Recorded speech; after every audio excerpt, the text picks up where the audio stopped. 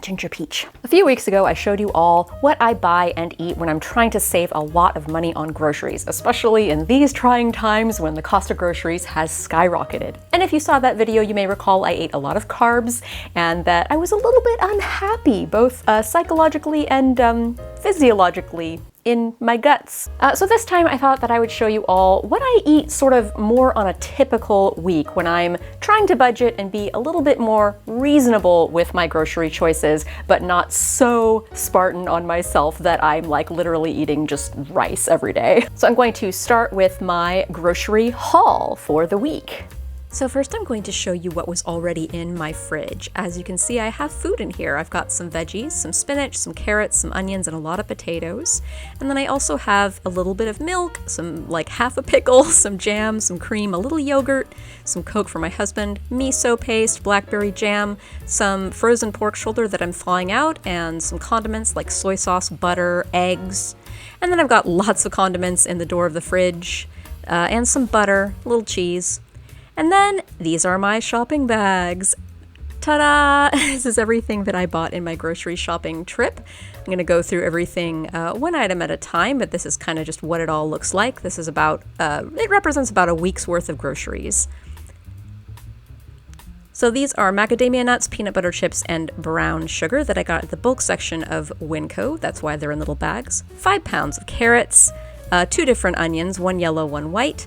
And then these are 4 oranges that I got for an orange olive oil cake that I'm making for friends, so I'm not going to include that in the budget. 3 mangoes, a bunch of tomatillos, some garlic, and some cilantro. Can you guess what I'm going to make with those things? And 2 artichokes, some frozen peas, brown rice, bagels for my husband, cream cheese for my husband. I could only get a 2-pack, that's all they had available. Butter, and cotija cheese, and then an 11-pound pork shoulder roast. This is bone in. It's a lot cheaper if you buy it in bulk, so bought in bulk. Speaking of bulk meat, chicken thighs, and some milk, and some cream, and a big 5 dozen eggs, evaporated milk, yogurt, canned tomatoes, pineapple juice, and Cokes for my husband. I don't drink them. And all of this total cost $101.36 for 2 people for 1 week. However, some of that included the cost of the oranges, which we are not going to eat. It's for a cake for friends. So minus the cost of the oranges, which was a little over $3, that means that the total for 2 people for 1 week was about $98. So you saw the table full of food and you probably already have some ideas in your mind of what I cooked and what I ate that week. And now let's show you what I actually cooked and ate for the week. So as I mentioned in the haul section of the video, and as I also mentioned in my last video that I did where I did the extreme budgeting version of this, I don't do my grocery budgeting 100% week to week. There's always some kind of carryover. I'm always eating something, many things that I already had in my fridge, freezer, or pantry, and at the end of the week, I'm always going to have some groceries from that shopping trip that I did not eat, but I will eat in later weeks. I mention this because in a lot of these kinds of videos of what I ate in a week, how I budget for a week, that sort of thing, everyone's very strict and they're like, I went to the store with a $20 bill and I bought food with the $20 bill and I only ate the food that I bought with the $20 bill. I'm not like that. I think more monthly in terms of my budgeting. So you're going to see a lot of carryover from previous weeks and a lot of food that I bought this week I will not be eating. So I have color-coded the ingredients/dishes that I ate during this week so that you can better visualize what foods I already had and what foods I bought new, and also what foods sort of combined both stuff that I already had and stuff that I bought new. So on day 1, Wednesday, for breakfast, I had some gingerbread with butter and powdered sugar. Now the gingerbread, you may recall if you saw my last video, yes, it is that gingerbread that I made in that video. It's about 8 servings. I ate 5 servings. My husband ate 1 serving, didn't really like it very much, and I didn't want to be stuck eating gingerbread literally every single day for the whole week, so I froze 2 servings of it to eat later. This was later, so this was my last serving of that gingerbread. And the butter and the powdered sugar I already had. And And just as every single day, I had a cup of tea with cream and sugar on the side. Every single morning, first thing after I wake up, I have black tea with just canned milk. It's my way of cutting down on sugar. I used to have 3 cups of black tea with cream and sugar every single day, and that's a lot of empty calories, and I wanted to cut down. So now I only have 1 cup of tea per day with the cream and sugar, and my other cup of tea is with just canned milk. And if I do have a 3rd cup of tea, it's usually something like this, which is just a fruity black tea or a fruity green tea without any additives. So note that even if I don't mention it every single day, I am having at least 2 cups of tea. For lunch, I had one of my favorite standbys ever since I was like 7 years old, baked chicken thighs with rice and peas and butter. I actually have a video that I put up recently in my Easy Gentle Cooking series for this because it is so easy. You literally just stick chicken thighs in a cast iron skillet, you put spices on them. In this case, I used some leftover curry spices. I made samosa flavored fries a few days prior. My patrons have that recipe up on Patreon. If you're a $4 patron, you have access to it. And then the rice that I had on the side was also leftover butter turmeric rice from when I had curry a few days before. And I also had some frozen peas on the side. So the chicken and the peas were new things that I bought, but the spices and the butter turmeric rice were things that I already had. And my dinner, I ate completely stuff that I already had. I had lots of eggs from my last shopping trip, and I also had some leftover feta from my last shopping trip that I needed for a different recipe, but I didn't use all of it. And I also had some spinach from a different recipe that I didn't use all of it. So I sauteed the eggs in butter, and I added some spinach and feta and some garlic for seasoning, and it was really tasty. On to day 2 for breakfast, I had 100% stuff I already had. I had some more yogurt that was in a container that I already had, and some blackberry jam that I made myself from blackberries that I foraged. So it's almost free blackberry jam, just the cost of the sugar, which is virtually free. And yeah, it's a great hack. If you have a lot of extra jam that you have no use for, and if you're like me and you forage fruit and make your own jam, that happens a lot, and you want to get rid of it, mix it with plain yogurt. That's basically how fruity yogurt is made. You have yogurt and you have fruit jam and you mix it together. And it's delicious. Not quite as sweet as the store-bought though, which is really nice. And then for lunch on day 2, I made carnitas. So what I kind of like to do towards the beginning of a week is I'll make my big recipes.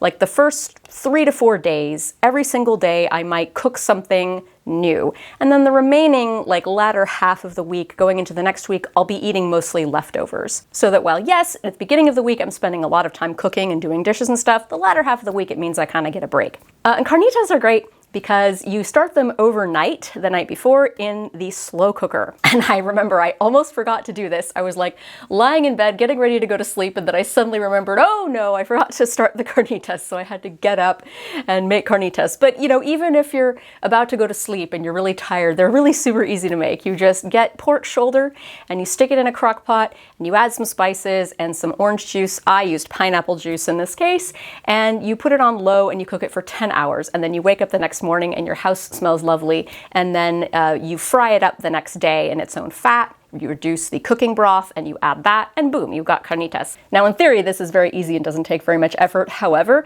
since I bought a 10+ pound pork shoulder because it was a lot cheaper that way to buy it in bulk, I was not going to make carnitas out of the whole thing. The whole thing would in fact not fit in our slow cooker, even though we have a big slow cooker. So I had to do a little butchering first. I had to trim some parts of the meat off first, and then I was combining it with another bit of pork shoulder that I had left over from a few weeks ago that I had previously frozen. Now, if everything that I just said confused you greatly, here is my pork shoulder process. So when you buy a pork shoulder at the supermarket, they tend to be cheaper per pound if they come bone in. So that's usually how I buy it. They also tend to be cheaper per pound if you buy really big pork shoulders. So I tend to do that. Now, most recipes don't require a 10-pound pork shoulder. I usually only want to use maybe 3 to 4 pounds of it. So what I will often do is I'll cut off parts of the pork shoulder, the parts that don't have bone in them. I'll cut them off and then I'll freeze them for later.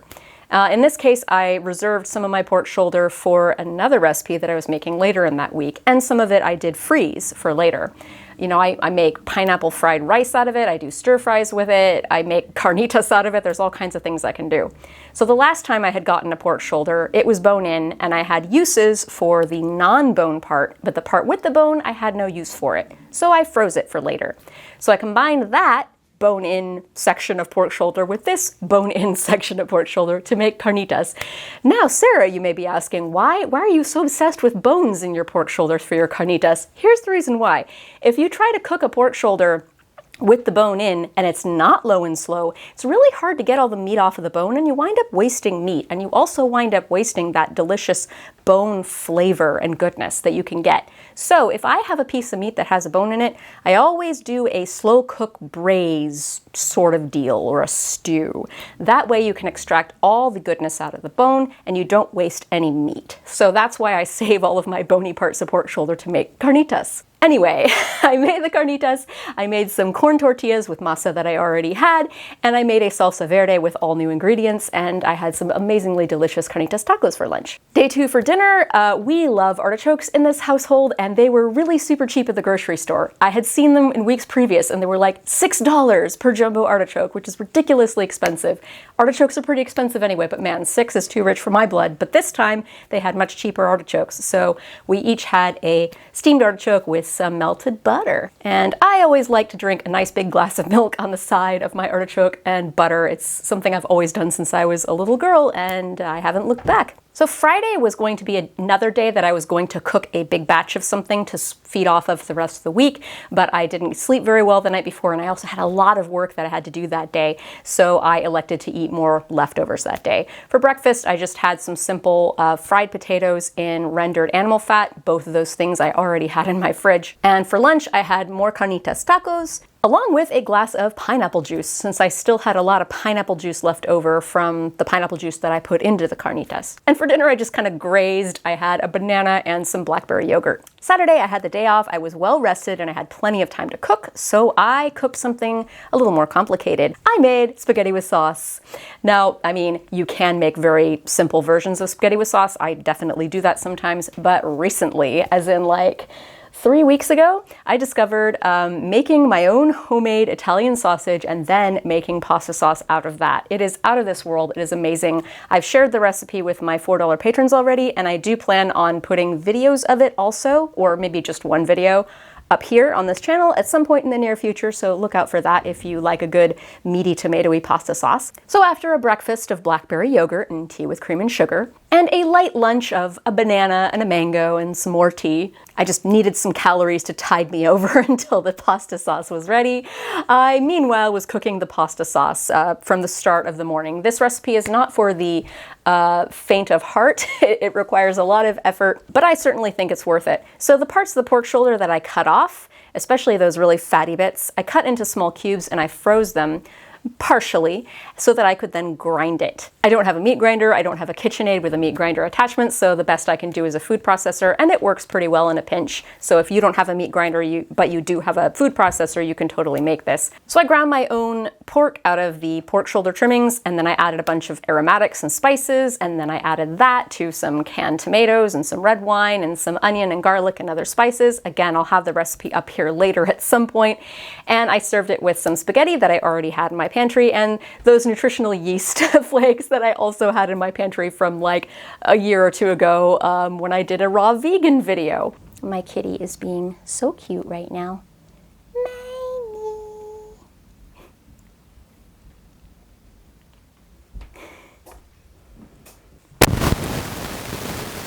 And with the spaghetti with sauce, I also made some garlic bread out of a ciabatta loaf that I had made a week or so ago, but wasn't able to eat, so I had frozen it, along with some garlic and butter that I already had. So really the only new component of this meal was spaghetti sauce, and not even 100% of that was completely new.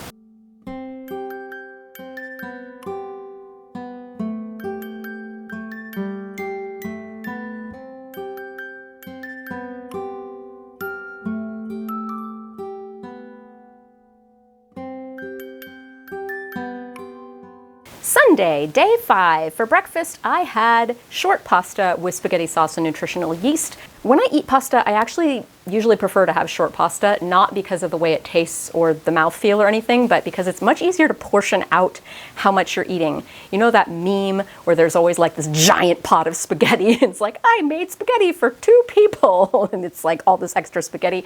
Short pasta takes all the guesswork out of that. You can actually measure it with measuring cups, and then you know exactly how much you're getting, and I always cook the right amount that way. And then I had garlic bread for lunch because spaghetti with sauce with garlic bread is just a little too much for me to have first thing in the morning, so I split it up. And then for dinner, because I'm a grown-up, I had cookies and milk. So this chocolate cookie recipe is one that my husband and I made up like about 10 years ago together. It's basically just a chocolate chip cookie recipe plus cocoa powder, and instead of chocolate chips, you use peanut butter chips and macadamia nuts, and it's really tasty. And the milk I already had in the fridge, and the ingredients for the cookies, some of it I already had, some of it I had to buy new, like those macadamia nuts and peanut butter chips. Monday, day 6 for breakfast, again, because I'm a grown-up, I had cookies for breakfast. For lunch, I had a baked chicken thigh with brown rice and peas and butter. This time, I really like brown rice. I just happened to be out for a while, but I decided to get some more because I do love it, and it's good for you. And then for dinner, I made something out of ingredients that I 100% already had before the grocery trip.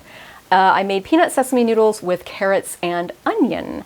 This is a go-to, cheap, easy, delicious recipe of mine. If you saw my most recent video of what I ate in 12 days, I made it there. And for good reason. It's cheap, easy, and delicious. And then for Tuesday, day 7, my last day for breakfast, I had some more blackberry yogurt. And I had 3 carnitas tacos for lunch. And then for dinner, I had 4 deviled eggs. So 4 whole eggs cut in half, so 8 deviled eggs. It depends on how you count your deviled eggs, how you think about it. With a glass of carrot pineapple juice. So if you saw my last video, where for 12 days I ate on a very, very low budget, you'll find that a lot of the dishes that I made this week were actually either the same things that I made that week or like nicer versions of those things. Like last time, I made spaghetti with sauce, but this time I added some meat to it. Not only does it make it taste, in my opinion, better, sometimes you want a very simple sauce, but I usually will prefer one that has meat in it.